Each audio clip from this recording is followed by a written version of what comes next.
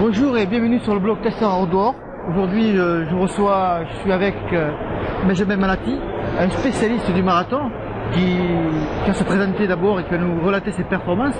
Mais je peux vous déjà dire, c'est du très très haut niveau. Bonjour Benjamin. Bonjour à tous, Benjamin Malati, marathonien depuis 2 ans, spécialiste avant tout de cross, champion de France de cross 2012, champion d'Europe par équipe en 2011, voilà, quelques performances notables aussi chez les juniors espoirs par le passé. Et puis sur la distance mythique, premier français à Paris, au marathon de Paris en 2012 et 2013, 2h13-15 en 2012, 2h12-00 en 2013, 28e au championnat du monde l'an passé à Moscou. Ouais. Voilà pour les performances notables, voilà, en attendant la suite avec de beaux espoirs pour la suite. Donc du coup, là tu prépares pas le marathon de Paris, donc tu le fais pas. Ça va être quoi tes objectifs cette saison alors? Alors pas de marathon cette année à Paris, tout simplement parce que je me focalise sur les championnats d'Europe cet été. D'accord. Ça sera le rendez-vous essentiel. Voilà, j'ai fait l'impasse parce que via mes performances de l'an passé, j'ai obtenu le ticket pour Zurich et pour les championnats d'Europe. Donc je voulais optimiser ma performance sur ces championnats d'Europe cet été. C'est pour ça que je fais l'impasse sur le printemps pour optimiser la performance et le résultat à Zurich. Les championnats d'Europe, c'est tous les 4 ans pour nous, pour le marathon, même si ça existe tous les 2 ans. Le marathon, c'est que tous les 4 ans. C'est là où on peut mieux s'exprimer. Donc j'avais l'intention d'arriver le plus frais possible. L'enchaînement printemps-été est difficile. Je l'ai vu l'an passé, je l'ai testé l'an passé. Et voilà, je voulais optimiser mes chances de réussir au mieux à Zurich. D'accord. Et la préparation va commencer quand, juste pour le marathon? Alors la préparation commence en amont, bien évidemment, mais elle va commencer spécifiquement au début du mois de juin. Je pense qu'elle va durer une dizaine de semaines comme d'habitude. Certains font 12, moi je pars plutôt sur 10, mais il y a un petit travail en amont de 2-3 semaines qui ressemble pas loin à une prépa marathon. Donc voilà, 3 mois à l'avance, grosso modo, des conditions plus difficiles l'été, plus de chaleur. C'est pour ça que j'irai m'expatrier quelques semaines à Font-Romeu en juillet pour trouver un peu plus de fraîcheur et un cadre plus agréable. Donc on va parler du jour J, du dernier jour, avec tes conseils, je pense que ça va être très intéressant. Le jour J du marathon, comment tu procèdes? Tu te lèves tôt, tu manges un gâteau rapide, sport-déj, style sport-déj ou pas? Comment tu optimises ton réveil? Alors je pense que toutes ces choses-là, il faut les avoir testées avant, sur une sortie longue par exemple. Ça peut être toujours intéressant. Il ne faut pas essayer quelque chose qu'on n'a pas fait tout simplement avant. Essayer quelque chose le matin de marathon, c'est la plus grosse erreur à faire pour le rater tout simplement. Donc moi je vous conseille de se lever 3 heures avant. Après ça dépend forcément des personnes. Il y en a certains qui aiment se lever un petit peu plus tôt. Faire un petit déj simple, alors là ça peut être à base de gâteau sport, moi je l'ai déjà essayé, de petits déjeuners très simples, et éviter les agrumes, éviter les boissons qui peuvent faire mal au ventre, éviter toutes les choses qui sont pas forcément très bonnes pour un effort très long. Quand tu dis petit déjeuner plus simple, c'est quoi? C'est céréales, c'est pain beurre? Ça peut être du céréal, ça peut être du pain et du miel, c'est ce qu'il y a de plus simple. Ça peut être une boisson chaude, mais éviter le café, ça fait pas mal travailler les intestins. Voilà, des choses simples mais qu'on a testées et qu'on est sûr qui vont nous permettre de réussir. Mais il y a toutes les choses aujourd'hui qu'on peut utiliser comme les gâteaux sport, j'en suis la preuve, c'est vrai que moi j'ai utilisé notamment à Moscou. Donc voilà, ça c'est à chacun de se faire sa propre opinion dessus, il faut l'essayer. Et si tout va bien à l'entraînement, ça devrait aller le jour J lors du marathon. D'accord. Donc là, on est sur le petit déjeuner.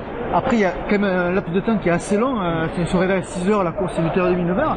Donc pendant ce laps de temps, que fais-tu pour optimiser la préparation d'ajustement nutritionnel, mais aussi par rapport à l'échauffement aussi, parce que je pense que c'est vachement important. C'est vachement important, mais il faut savoir que ça passe très vite. À partir du moment où on déjeune, il faut se rendre sur le lieu du marathon. Ça commence un petit peu à cogiter. On essaye d'être le plus tôt possible aussi sur le lieu de départ, notamment c'est vrai pour la plus grosse partie du peloton, il faut arriver à être dans le sas le plus tôt possible. Donc voilà, se préparer minutieusement toutes ces affaires, et essayer de ne rien oublier. Et puis déjà être focalisé sur l'événement, essayer de perdre le moins de force possible dans des petites choses qui pourraient nous fatiguer, et puis faire un échauffement 1 heure, 1 heure et quart avant. Tout dépend aussi du temps qu'on se donne et du temps qu'on a pour entrer dans les sas. Voilà, tout simple, un petit footing, quelques mobilisations, des petits étirements, des petites lignes droites si l'on peut. Et puis après, pour les gens qui sont coincés dans le sas un petit long moment, c'est essayer voilà, de rester actif, de rester avec des petites mobilisations pour rester éveillé et pour partir pas à froid. D'accord. Et au niveau nutrition, est-ce que tu continues à consommer par exemple des gels, des barres, de la boisson isotonique avant le départ, ou tu t'arrêtes par exemple au niveau collation, produits physiques, au gâteau sport ou au petit déjeuner? Non, je continue un petit peu à boire de boissons isotoniques, sans trop s'engaver. Alors moi j'ai la chance, c'est vrai que quand on est sur le plateau élite, d'avoir nos propres ravitaillements. Donc nous on va pouvoir sélectionner les boissons qui vont nous permettre d'aller au bout. On va avoir les ravitaillements disposés sur des tables.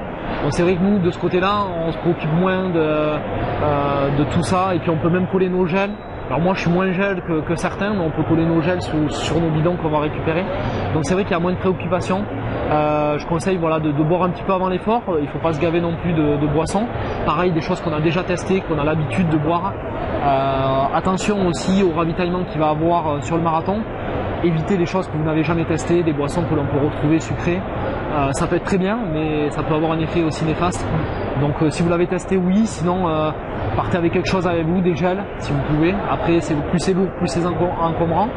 Mais essayez après, s'il n'y a pas ce que vous voulez sur les tables de ravitaillement, de l'eau ira très bien.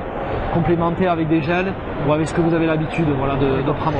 Et justement, au niveau du ravitaillement, donc, tu conseilles de t'arrêter, enfin, de boire à tous les ravitaillements. La prise de gel doit-elle se faire aussi également tous les 5 km, à chaque ravitaillement également, ou plus réparti dans l'effort? Alors moi je conseille tout d'abord de se ravitailler à tous les passages, tout simplement parce qu'on doit déjà anticiper la perte d'eau et la fatigue musculaire. Il faut savoir que quand on perd en eau, musculairement on va en pâtir. Donc moi je conseille dès le 5e kilomètre. Il ne faut pas attendre d'avoir soif pour s'hydrater. Deuxième chose, pour les gels, je suis pas un grand adepte. C'est vrai que moi mes boissons vont m'apporter le maximum de choses. Voilà, essayez de le répartir. Je pense pas qu'un gel d'entrée suffise. Peut-être tous les 10 km ou peut-être plus à partir de la mi-parcours et sur la fin de parcours, où c'est là où on va manquer un petit peu de force. Voilà, ça c'est propre à chacun, à essayer aussi sur une sortie longue, de voir ce qui est le plus propice, en parler aussi autour de soi avec un entraîneur. Sur les gels, pour ma part, je suis moins connaisseur, je ne vais pas dire de bêtises, donc je dirais plutôt sur la fin de parcours où l'effort commence à être très dur, où on cherche peut-être un deuxième, on va dire pas un deuxième souffle, mais voilà, de nouvelles énergies pour aller au bout. Voilà, prévoyez et anticipez déjà lors de la préparation. Le plus important, c'est de se préparer et d'optimiser sa préparation. Si vous avez optimisé votre préparation, testez tous vos ravitaillements, logiquement ça se passera bien. Justement, on va arriver au fameux ça se passe pas bien. Alors tout à l'heure en off, tu disais quand je commençais à parler du mur que tu as sauté, tu as bondi presque. Donc pourquoi le mur du marathon qu'est-ce qui te plaît pas dans cette formulation? Alors moi le mur, c'est parce que c'est un mot qui fait peur déjà. Et déjà le marathon, de passer le cap, d'y aller, de finir, c'est déjà très difficile. Quand on parle de mur, on a l'impression qu'on va être bloqué et qu'on n'avancera plus d'un mètre. Donc moi j'aime pas trop, parce qu'en plus le mur, c'est pas forcément un mur. Alors oui, on prend le mur quand on s'est mal préparé, quand on est parti trop vite, qu'on n'a pas les bonnes chaussures ou tout autre problème, on est malade. Ça c'est sûr, on va y taper. C'est sûr, à un moment donné, il va se passer quelque chose qui est pas, qui va pas être cool, d'une. Mais moi j'aime pas ce mot parce que pour tout le monde, même pour les meilleurs, les 10 derniers kilomètres sont très compliqués et ça devient dur physiquement. C'est pas un réel mur. Mais voilà, ça commence à devenir dur et là c'est la tête qui prend le relais. Donc moi je parlerai plus de fatigue ou de contraintes musculaires, mais ça arrive pour tout le monde. Donc moi voilà, l'essentiel c'est que si on se prépare bien, on va repousser le mal aux jambes, et moins on a de kilomètres à faire avec le mal aux jambes, et mieux ça se passera. Et justement, quels sont les conseils que tu donnerais justement si tu atteins cet état de fatigue et que tu te fais penser un peu au mur? Quels sont les conseils? C'est penser à autre chose? C'est réduire sa foulée? Comment tu réagis toi? Là c'est vrai que c'est très dur de réagir, c'est vrai. Moi ça m'arrive souvent dans les 10 derniers kilomètres, après le 32-33e où les jambes commencent à devenir lourdes. Mais j'ai tellement l'objectif d'aller au bout. En général il reste 10 km, ça paraît beaucoup, mais quand on en a fait déjà 30, finalement il n'en reste pas beaucoup. Voilà, c'est de concentrer, foulée après foulée. Et puis de se dire que voilà, on s'y attendait, que c'est dur pour tout le monde. Et là, c'est la tête qui doit prendre le dessus. Et en général, si on a la tête dure, ça doit se passer. Voilà, ça doit bien se passer. Ça sera dur, mais c'est dur pour tout le monde. Voilà, kilomètre après kilomètre, il faut pas paniquer. Surtout ne pas paniquer. Est-ce que tu conseilles de prendre, par exemple, boire subitement, même si on a passé le ravitaillement, prendre un gobelet, boire, manger quelque chose, si on vraiment qu'on est dans le dur.